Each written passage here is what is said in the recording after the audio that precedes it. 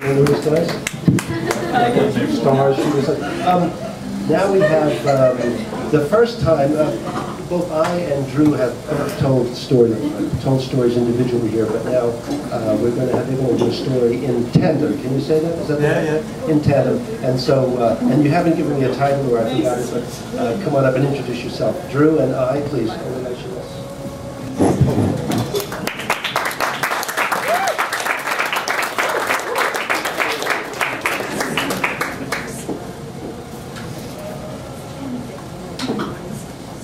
Hello, everybody.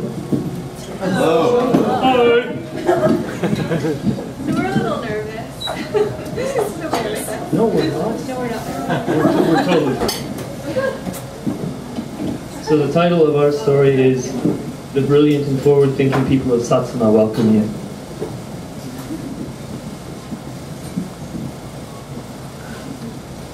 I think that's okay. All right. I can't sleep. I'm not nervous. I am nervous. And I'm tired enough that I should have been asleep hours ago. But I find myself shifting uncomfortably from cheek to cheek, trying to find that one sweet spot that will surely grant me sweet salvation for a few hours. But it's not forthcoming. And my rustling elicits a groan from my right as I snap Ai-chan out of her reverie. And with the grace of a cat trying to paw its way into its pillow, she re-nests herself into my arm and falls asleep quickly. As much as I envy her, when I look down, I'm surprised to be reminded that I only met her 3 months ago. And here I am, hurtling down some highway at night, on the way to her ancestral homeland to spend the New Year's holiday with her entire family, in a language I don't know, in a place that I've never been to before. I wonder why I can't sleep.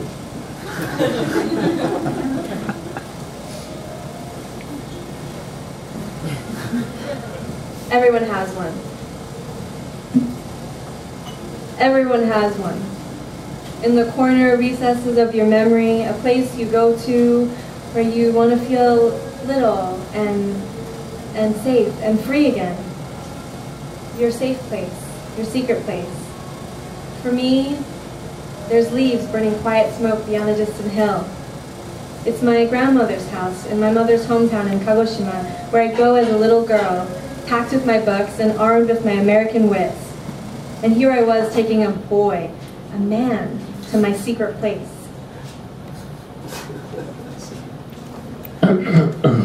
皆様おはようございます。まもなく鹿児島中央駅に到着いたします。本日はミラクルスーパースペシャルデラックスファンタジー高速バスをご利用になりまして誠にありがとうございます。お忘れ物のないようご注意願います。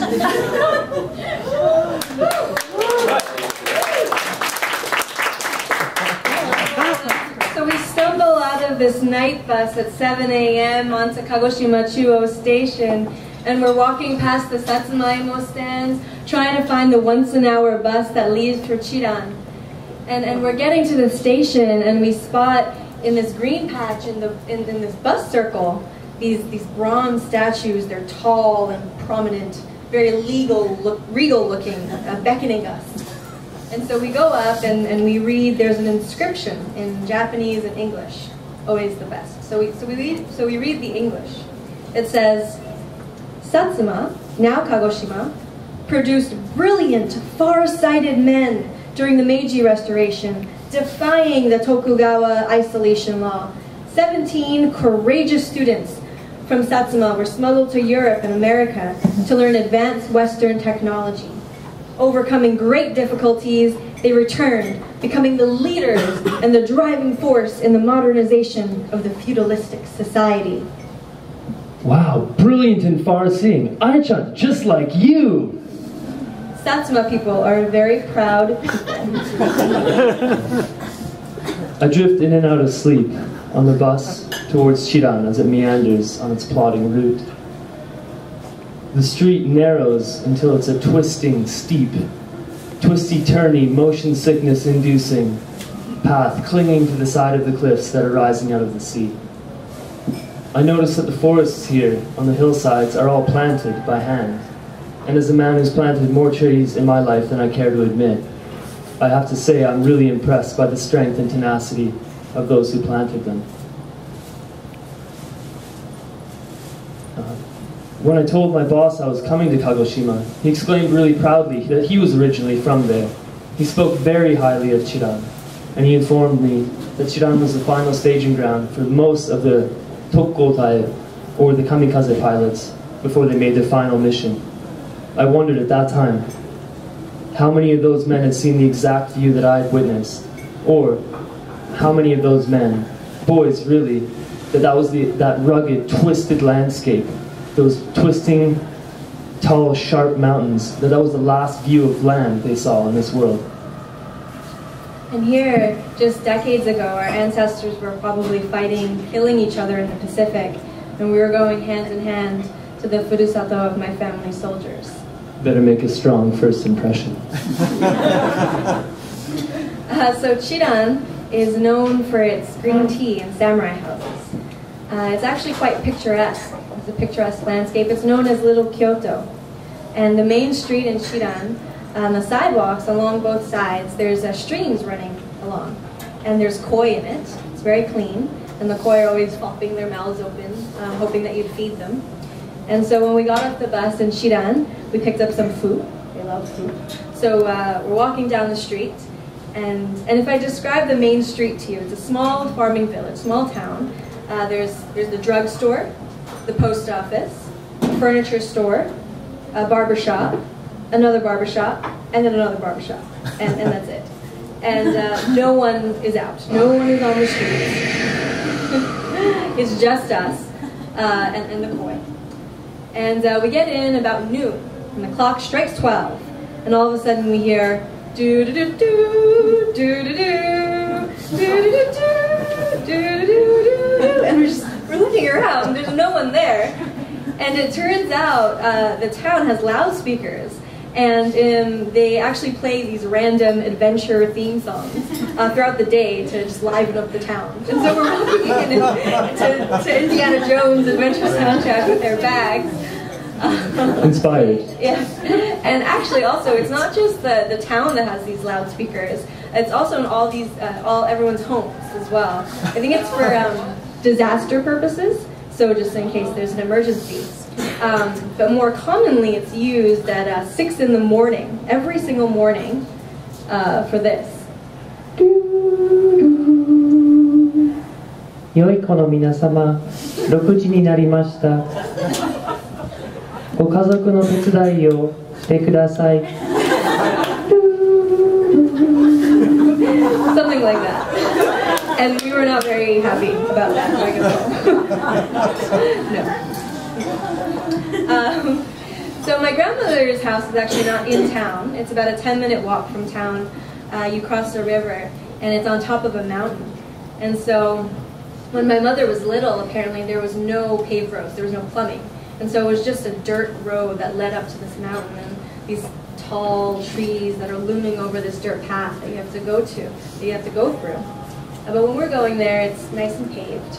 So we're walking up this steep hill, and right before you reach the clearing, there's a little corner. So you turn the corner, and the first thing you see is this big storage house. It's a tall storage house, and there's old rice sacks and branches bundled up for firewood and old farm machinery that's not used anymore and tools. And then just across from it, it's not there anymore, but there used to be a bath hut. And so there's just a wooden hut, and inside there's just a human-sized iron pot for baths. And so you'd fill that with water, and then you'd make a fire underneath, and you just boil yourself for a bath. But it's amazing that the water, the hot water in an iron bath is so different than the hot water from a faucet. It just really warms you, everything here too. And so this clearing, you go up the mountain, there's a clearing, and there's my grandma's potted plants, and there's the laundry lines, and then below, because it's a mountain, there's bamboo and balboa trees everywhere. and her house is all open, and she's sitting on the engawa, waiting for us, and we go up to her, and I'm introducing Drew for the first time, and so we go up there together, and I'm like, and so she looks at Drew, and she's like, oh, she looks him up and down, and she goes, hey, 珍しいもんね. Now, 珍しいもの could be something that's rare, as in, we don't see much yokan around here. Or, it could also mean something precious, like a jewel. In which case, she looked me up and down, and with a straight face said, ain't he precious? Not the first impression I was hoping for. And then our conversation proceeded, saying, おばあちゃん、私の彼のDrewです。This is my boyfriend Drew. おばあちゃん、はじめまして。お世話になりますが、よろしくお願いいたします。なんだって? She looks to me, and I go, おばあちゃん、はじめましてってよろしくって。Exactly what Drew said. すいません、ちょっと発音が悪くて申し訳ないです。I'm sorry my pronunciation's so bad. And my grandma, and looks to me again, and so on and so forth. So she got me with the first introduction a couple of times. I was feeling my confidence was shot. But we go inside, we sit in the kotatsu, and she says, pleasantries aside, she sends us out to the hatake to go get some veggies for lunch. And so we go out there, and we get some veggies, tilling the soil, real good stuff. We get back in, and as we do, she notices Ai-chan's shoes. And they're good, good hiking shoes. You could go up a mountain if you needed to. She says, Ai-chan, why are you wearing such rugged, sort of ugly shoes? You should wear something far prettier and more feminine, like those ones. And points at my shoes that I'm wearing. The double burn. Touche, Grandma.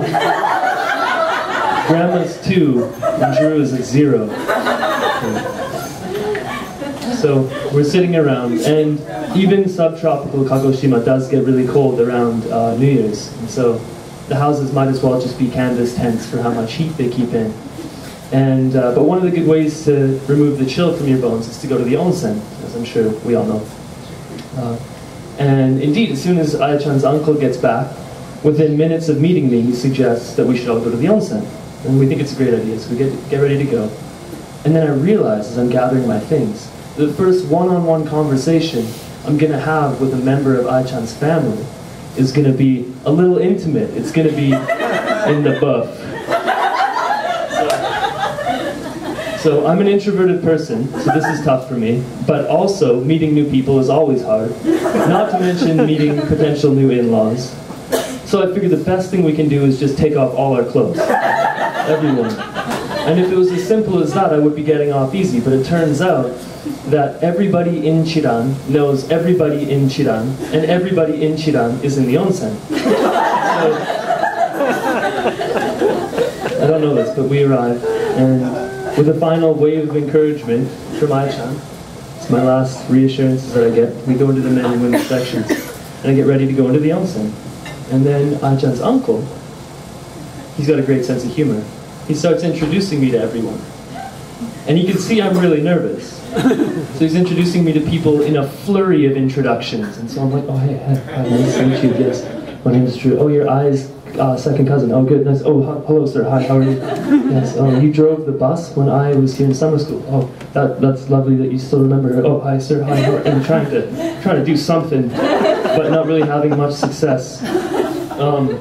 And so her uncle, seeing this, chuckling to himself with glee, I'm sure, suggests that we go to the onsen 3 or 4 more times while I'm in Kagoshima. Which we do. But for every night that we didn't go to the onsen, we take a bath at home. Now it's not the iron child boiler. It's a real bath, and so we have a bath there. And Ai-chan's grandma, I think, felt a little bit left out of the See the Gaijin Naked game. So every night when I'm in the bath, she waits about 5 or 10 minutes. And then she inconspicuously slides away from the group, goes down the hallway, and bursts into the bath to make sure that I know how to do the hot water. Every night. Every time. Yeah, she still does it, actually. But to be fair, I think the bath is a little bit more complicated than the iron cauldron. But something tells me there was mischief in her mind, I think. So here, in this secret place, there's the dark earth and its sweet rain. There's the old pickling tsubos for daikon and plums. There's the hanging dried persimmons and the honeybees. And for music, there's the thud of oranges as they fall from the orchid trees. And there's the breath of earthworms as they push through compost, and the secrets of mushrooms. And this is where I opened my first restaurant. Mud balls hardened with caked fingers, sprinkled with dandelion petals on a side of crushed weeds. And for dessert, rocks with caramelized rain. A big hit with my mom and grandma. This is where, beyond the reach of any science textbook, I learned about the Milky Way. And here we were together, dusting off all of these old stories and planting our new ones. We made mochi, and we delivered it to all the people that I didn't meet in the onsen. I was surprised to learn that more people in Chiran had been to Niagara Falls and knew more about my country than I do. Everybody said that there are too many old people, and Japan is aging. It's an aging society, and there's a very low birth rate. So we need you to do something about that. So I took this to mean that they were giving me their blessing. I thought it was a great thing. Grandma took us to visit the family graves and the family temple as well, which, because I weren't married, I was always introduced as a friend. But she took me there, and that meant a lot to me, because I was able to pray for the family's ancestors. So I thought things were going pretty well, you know. Grandma hit me with a few early blows, a couple body blows, but I think we were coming back. I think I got my second wind. I was still on this. And I also had this distinct feeling that Grandma was introducing me to the last good friends, close friends that she had left. And I found an immediate and deeper gratitude for my own family. So Grandma also told us that she wanted to take us out for a special meal. So we packed up some mochi, packed up some veggies, and we walked down off the mountain to visit her friend. We stop at her house. The lady must be 120. She comes out, back arched, her face a mass of wrinkles, and her voice is nothing more than a husky rasp. But her and Grandma get together, she introduces us, she calls me precious or something. Then they hobble off towards the car, and the way they shuffled together, speaking in completely indecipherable language, neither of us could pick out anything. Kagoshima Ben, yeah. But the way they swayed in unison and hobbled in unison, they really reminded me of a couple of retired superheroes. Like they used to fight crime together or something. And they had their own secret codes that they used. And so we crank ourselves, well, me, I guess it was easier for you, but I crank myself into the back of this compact car. And with Captain Wrinkleface and Super Grandma Lady barking orders, we took off. And lurching starts, as it's standard, and she's trying to find the gears, and it's jamming in and out of gear, but we make it, we get there. We get to the restaurant, and an equally ancient matron greets us and takes us to our dining area. The chef comes out, he's even older somehow. And I realized what everybody's saying before. Maybe they were giving me their blessing, but in reality, there's no young people there. There are no kids. There are no people of our age. And the ones that were there are gone, and they're not coming back. And it's a really sad situation.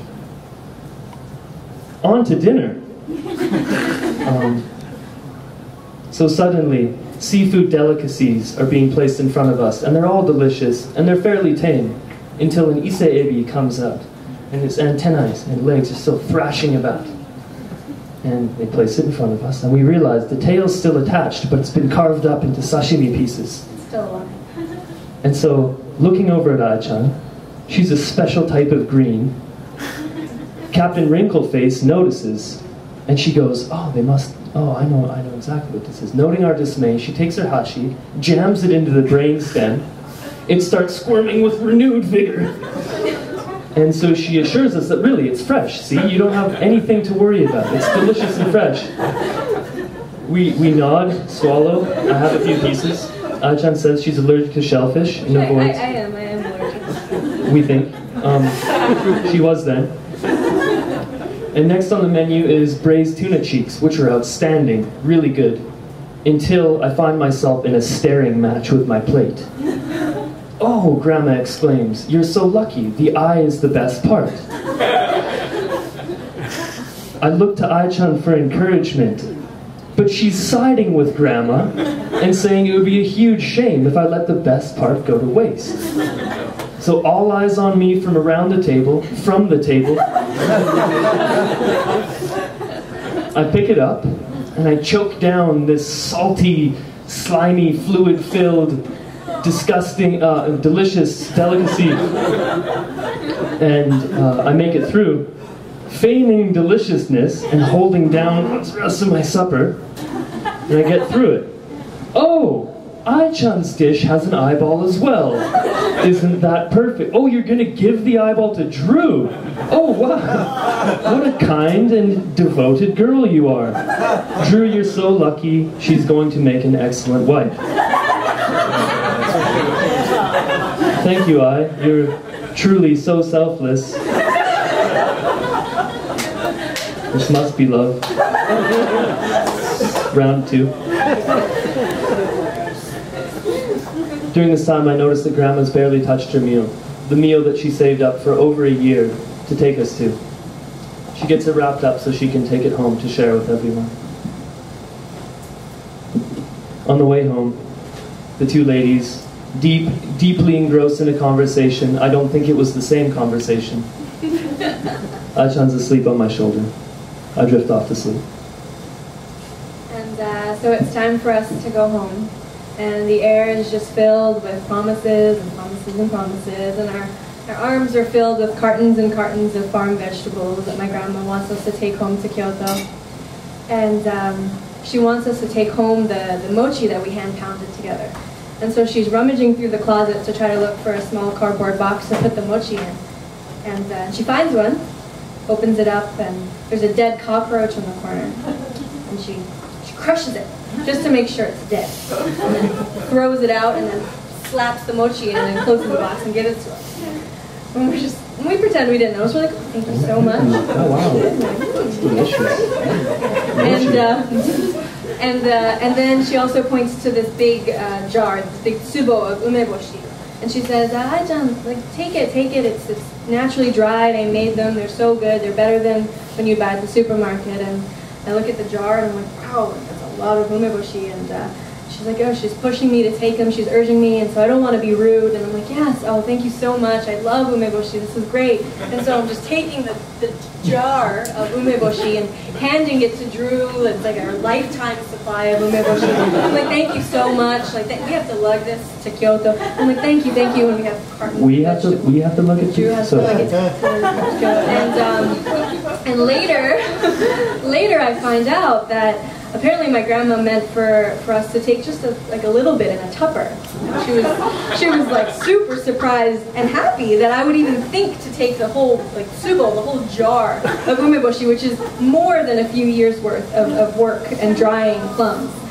And so even to this day, to this year, every year she sends us a container of umeboshi. And even this year when she went to the nursing home and she couldn't dry them herself, she ordered them from a catalog and sent them with a note being like, you guys love umeboshi, so here you go, to add to our lifetime supply. Yeah, sometimes I think it's hard to find love. I really do. I think sometimes it is. Sometimes all you have to do is go work the fields, get berated by grandmothers, stripped down in front of the entire family, extended family, and community, and then choke down horrible things of unspeakable disgustingness. Or maybe you just really have to love the granddaughter.